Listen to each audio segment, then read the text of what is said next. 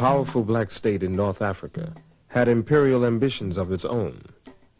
By the 3rd century BC, its forces had crossed the Mediterranean and established a large province in Spain. The military commander of Carthage had apprehensions about his Roman neighbors and warned his son to keep a watchful eye. Hannibal's father, he would point across the ocean and said, there's some evil people over there. We better bring the war to them before they bring it to us. Hannibal never forget. Hannibal is only 26 when he takes charge of the army. He launches an audacious military adventure, leading his men and their elephants over the Pyrenees Mountains into France, then pointing them across the Alps, boldly, toward Rome itself. Heavy casualties, overextended supply lines, and defection of allies drive Hannibal off the soil of southern Europe. He retreats back home to Carthage.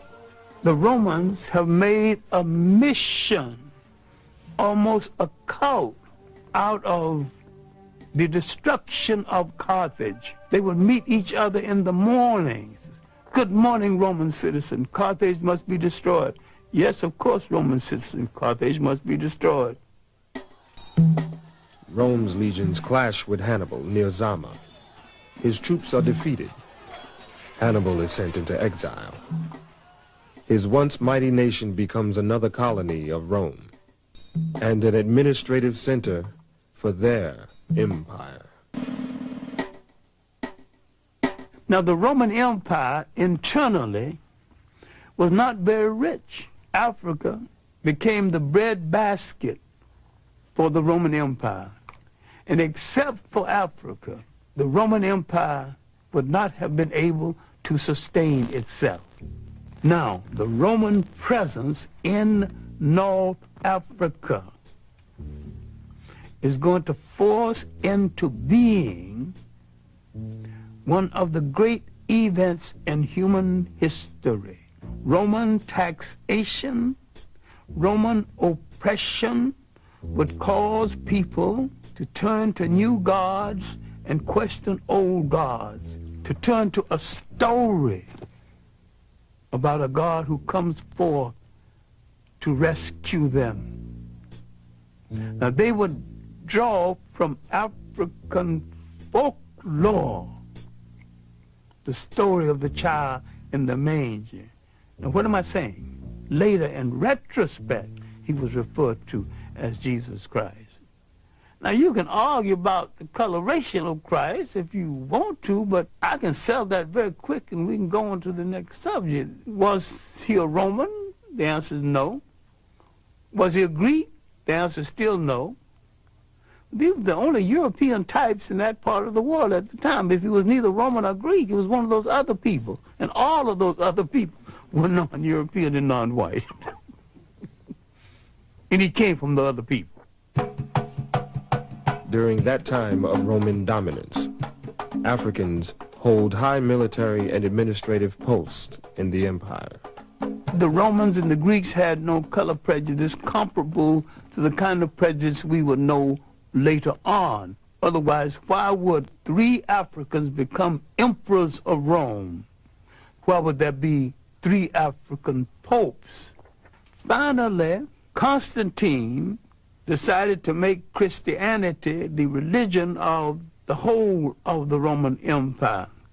Now we're coming to the critical period when the Roman domination of the church so corrupted the church, the Africans began some disenchantment with the Roman interpretation of Christianity.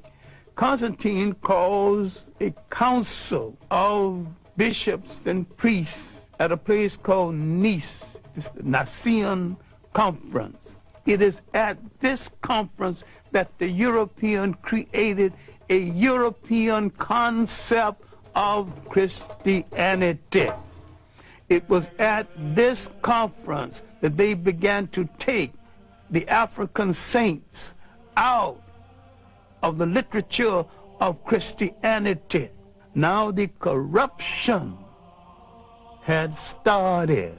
the physical concept of Jesus Christ did not exist. Now, how did it come into existence? Because the Pope commissioned it to come into existence. Michelangelo painted the picture using one of his relatives as model. And that picture, one of the finest pieces of propaganda ever projected in history, has changed the minds of millions of people as who's supposed to represent God, whoever he or she is, and I have no problem with the she.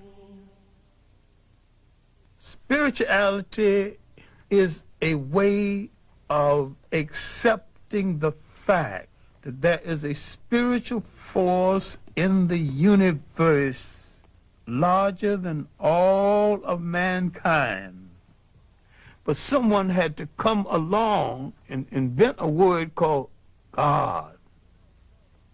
And someone had to say of another God and say, mine is better than yours. And someone had to create faith. Someone said, I have the true faith. Religion is the organization of spirituality into something that became the handmaiden of conquerors.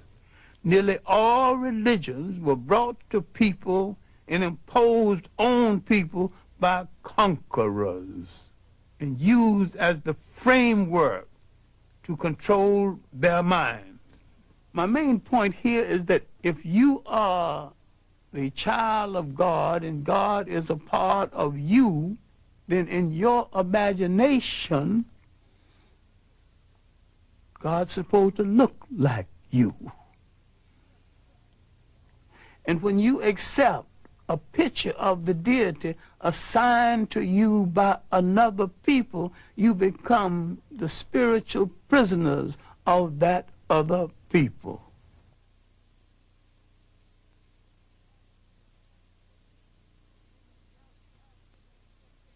Many Africans became Roman citizens, just like many black Americans today. I have nothing to do with Africa. I'm an American. I'm a citizen. I'm an American.